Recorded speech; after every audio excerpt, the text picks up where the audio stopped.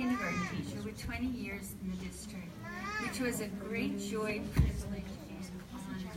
I taught my students to speak the truth and live by the golden rule.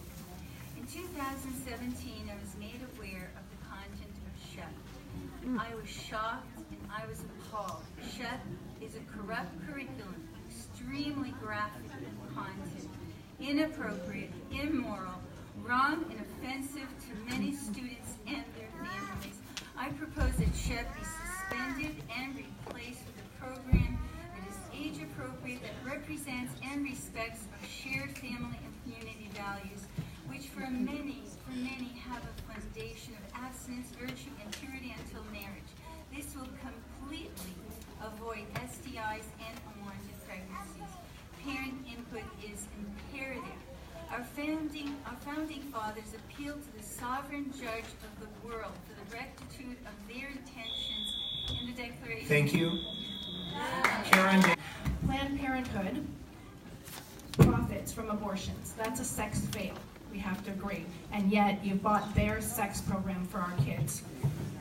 You're supposed to represent all the children and families of this district, but we propose that you are not representing us. We represent a cross-cultural, cross-section of shared community values who strongly oppose the values that this sex ed curriculum pushes on our children. And we weren't even allowed to be part of the conversation and part of the choice and the decision for this program.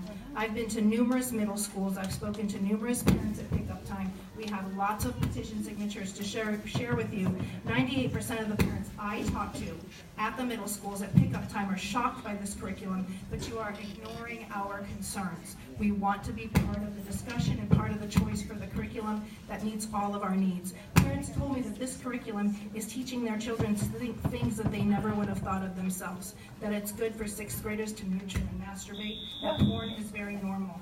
There can be an Thank you. Judith Neufeld-Fernandez. San Diego Unified would have the public believe that they have provided a healthy sex ed curriculum, claiming it to be medically accurate and age appropriate.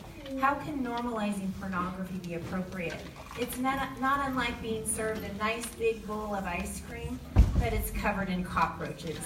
You don't have to look far to see the vermin in the content. The district's trade book entitled It's Perfectly Normal exposes kids to cartoon porn, as do the characters Julie Mellons and Miles Long. These are images that can't be shown on the 6 o'clock news but are being shown to our students. The curriculum's teen sex websites advise students regarding pornography that even though it's technically illegal, don't worry, no one's checking your age on the internet. Clearly the message is go ahead and view it. Research shows a link between aggression and porn use, lower sexual relationship satisfaction, and emotional and cognitive difficulties. The FBI Crimes Against Children Unit Director states that pornography is used by molesters to demonstrate sex acts to children, lowering their inhibitions. Thank you. Ashley Bever. We need to suspend this curriculum. Ashley Bever.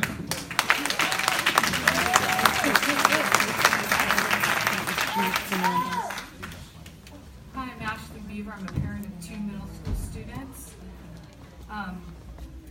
We need you trustees to direct our superintendent, Cindy Martin, to suspend the sexual health curriculum and look for one that better represents our shared community values. This is an extreme curriculum for comprehensive sex ed.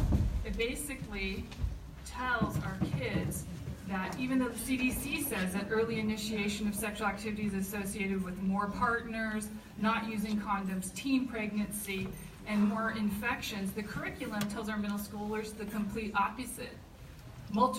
Mutual masturbation, dry sex, try a flavored condom. No condom, try pulling out. It's as effective as preventing pregnancies. Wow. This is too much too soon, and it's not contributing to sexual health. It's only contributing to sexual objectification. We don't want our children to see one another as people with vulvas and penises. We want our children to see one another. Thank you, as Carleen people. Grantham. Carleen Grantham.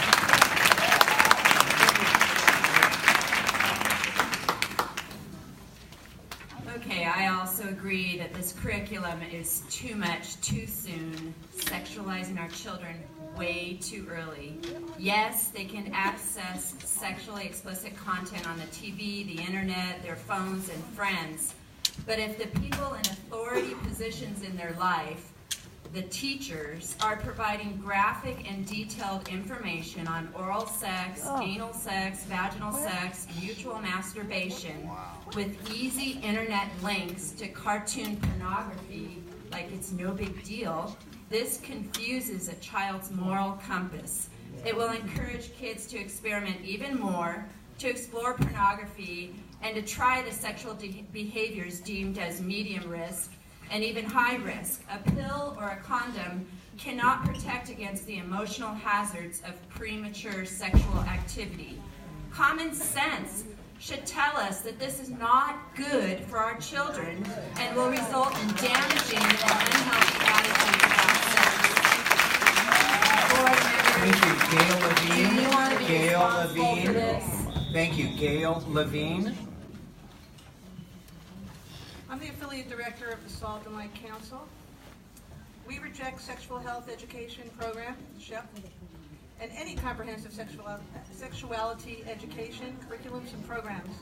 We uphold biblical teaching that parents have the sole responsibility before God in the raising of their children. Rather than acknowledging and supporting parents' roles, SHEP excludes parents and circumvents parental authority. Further, it desensitizes children to graphic sexual content, gives access to pornographic content, lowers inhibitions by introducing sexual content in classroom group settings. It promotes inappropriate social and emotional learning by conditioning children through psychological manipulation to adapt to an agenda, SHEP's agenda, rather than that of values set by the community in general and parents in their own families in particular.